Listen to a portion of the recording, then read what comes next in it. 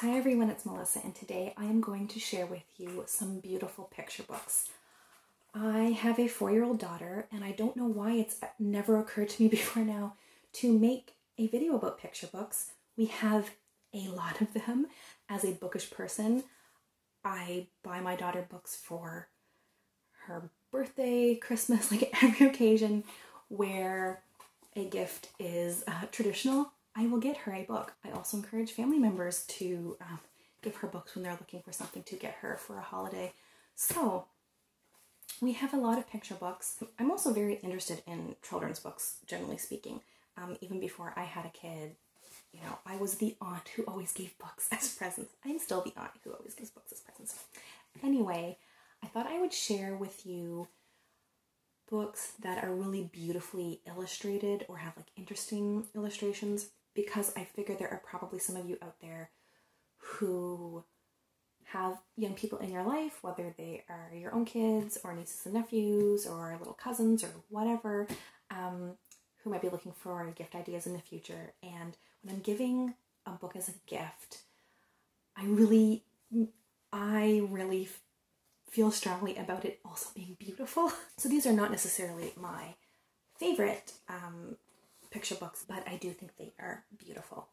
So the first one is this edition of The Night Before Christmas. I had been on the lookout for an edition with just the right art style. There's so many versions of The Night Before Christmas out there, and a lot of them just have this very like modern artwork, which there's nothing wrong with that, but I wanted like a nice Victorian, like almost like painting type of look, because I feel like that matches the story. So I finally found it. So it's the version illustrated by Cheryl Harness, and I will show you some of the illustrations so you can see what I'm talking about, but I just feel like this is the classic type of illustration that I was looking for in this particular story. So although it's summer, I thought if you're like me and you do your Christmas shopping ridiculously early, that you might want to hear about this now. So the next book I wanted to share with you was this picture book of Swan Lake, and it is illustrated by Valeria Docampo. So I picked this up for my daughter from our local bookstore because she really is obsessed with ballerinas. So I thought she might like this, and I think the illustrations are just gorgeous. I love the different color palettes in here. I think the way that characters are drawn is really expressive. There are tons of different picture books about the story of Swan Lake, and I just think that this one has just gorgeous pictures. So another one that has a very different art style, I find, but I also think is really beautiful, is The Way Home in the Night by Akiko Miyakoshi. And these are definitely less vibrant and more dark and muted, because the story is about a child being carried home through the city at nighttime, and it's about all the things that they see on their way home.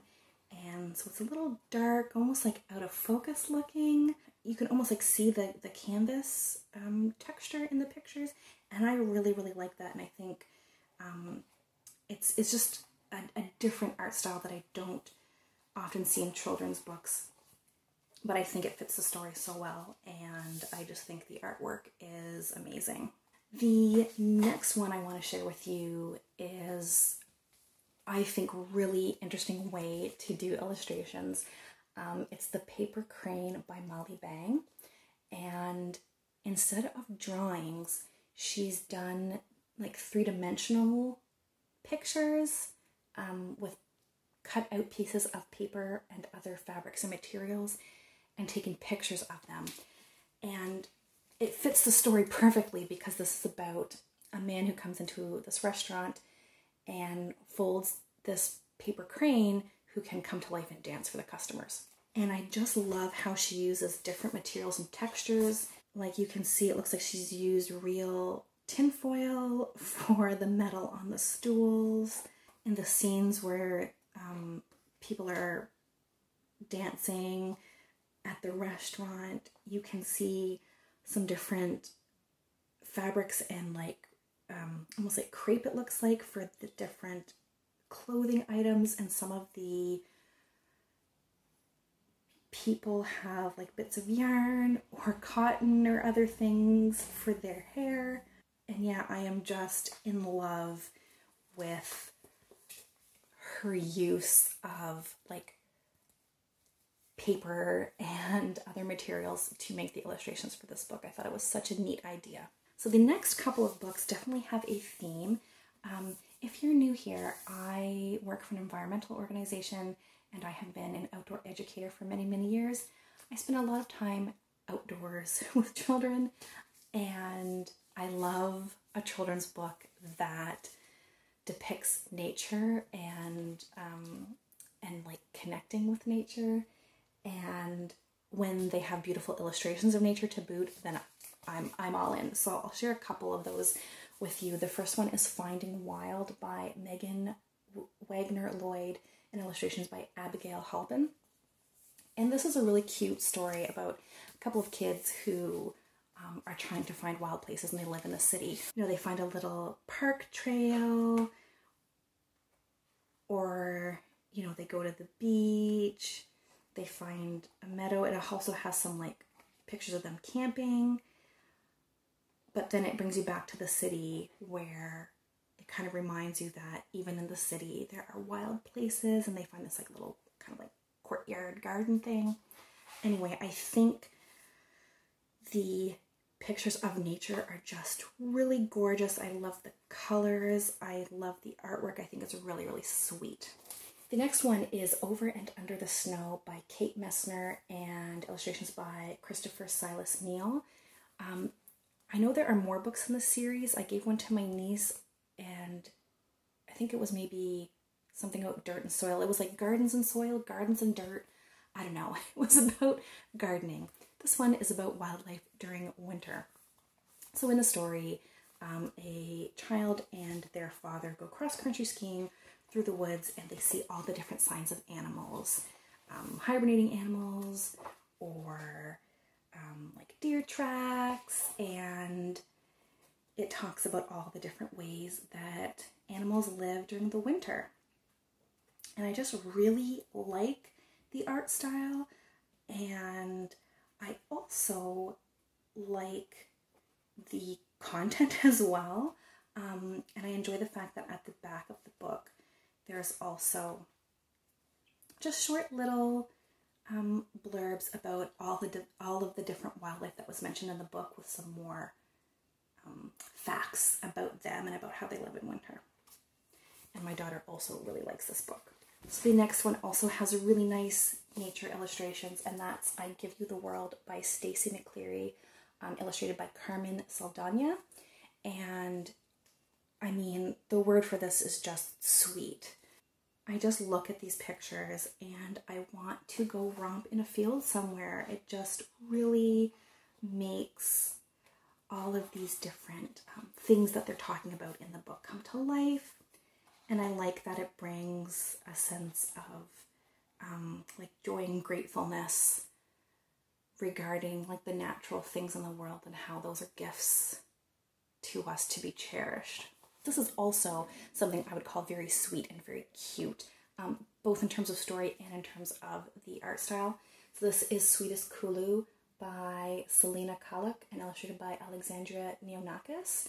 And it's just about all the different animals that came to visit this new baby when they were born. So like the caribou come and the snow buntings come. I used to read this to my daughter when she was a baby and toddler all the time, and she really enjoyed the pictures of all of the different creatures. And I love the color palette in this as well. I think it is just a really gorgeous book. And so the last book, I don't know if you'd really qualify these illustrations as beautiful, but I think the artwork is really, really cute.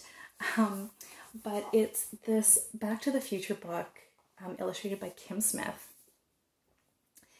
And my daughter really loves the Back to the Future movies. And so her grandmother saw this and bought it for her.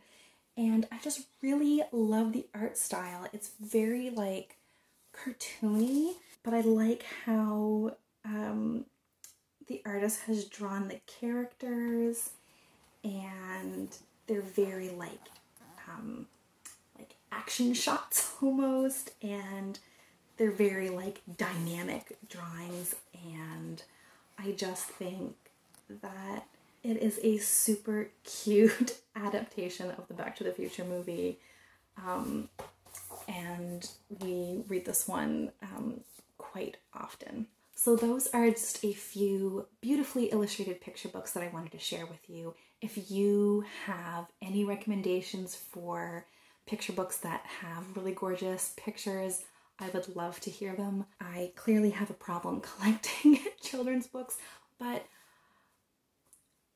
while I'm not a minimalist, we don't actually own like a lot of stuff. I like things to be clutter-free in my house, with the exception of books. While I don't own that many books in comparison to maybe other bookish people, I do own a ton of picture books, and I'm just a firm believer that children cannot have too many books. So thanks for letting me share with you some of these beautiful picture books, and thanks for watching. We will chat soon. Take care. Bye.